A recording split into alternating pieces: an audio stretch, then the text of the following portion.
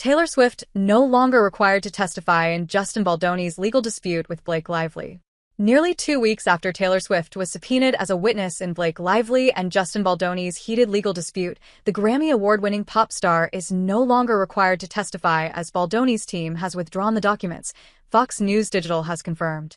On Thursday, representatives for Lively expressed their approval of the reversal, saying they will continue to stand up for any third party who is unjustly harassed or threatened in the process.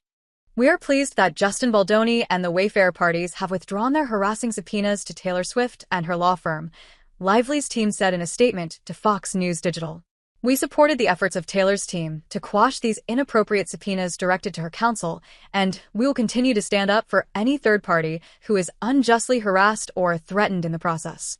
The Baldoni and Wayfair team have tried to put Taylor Swift, a woman who has been an inspiration for tens of millions across the globe, at the center of this case since day one. Exploiting Taylor Swift's celebrity was the original plan in Melissa Nathan's scenario planning document, and it continues to this day, the statement continued. Faced with having to justify themselves in federal court, they folded. At some point, they will run out of distractions from the actual claims of sexual harassment and retaliation they are facing. A source with direct knowledge of the case tells Fox News Digital, when information is voluntarily received, there is no need for subpoenas. A representative for Swift did not immediately respond to Fox News Digital's request for comment. After Swift was subpoenaed on May 10th, a spokesperson for the pop star denied her involvement in the 2024 film It Ends With Us, aside from the licensing of her song, My Tears Ricochet, which was featured in the movie's trailer and used in one scene.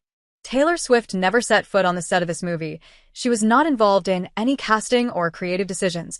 She did not score the film. She never saw an edit or made any notes on the film. She did not even see It Ends With Us until weeks after its public release, and was traveling around the globe during 2023 and 2024, headlining the biggest tour in history. Swift's representative told Fox News Digital. The connection Taylor had to this film was permitting the use of one song, My Tears Ricochet, the spokesperson added. Given that her involvement was licensing a song for the film, which 19 other artists also did, this document subpoena is designed to use Taylor Swift's name to draw public interest by creating tabloid clickbait instead of focusing on the facts of the case.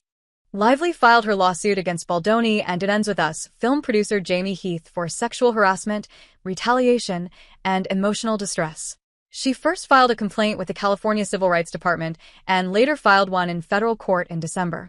In response, Baldoni filed a $400 million lawsuit against Lively and her husband, Ryan Reynolds, accusing them of civil extortion and defamation.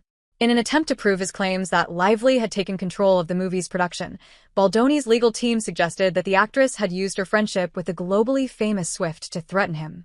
While working on the film, Lively insisted on rewriting the infamous rooftop scene. Baldoni had been hesitant about the idea, but he told the actress he would take a look at what she put together, according to the complaint. Afterward, Lively invited Baldoni over to her New York City home, where the actor said he had felt that Swift and Reynolds had pressured him into using the rewritten scene. Later, Baldoni felt obliged to text Lively to say that he had liked her pages and hadn't needed Reynolds and her mega-celebrity friend to pressure him. The complaint said, I really love what you did. It really does help a lot. Makes it so much more fun and interesting. And I would have felt that way without Ryan and Taylor. Emoji, you really are a talent across the board. Really excited ND sick grateful to do this together. Baldoni's text read, according to the complaint, Lively shared a lengthy response, in which she referred to Swift and Reynolds as dragons who protect her.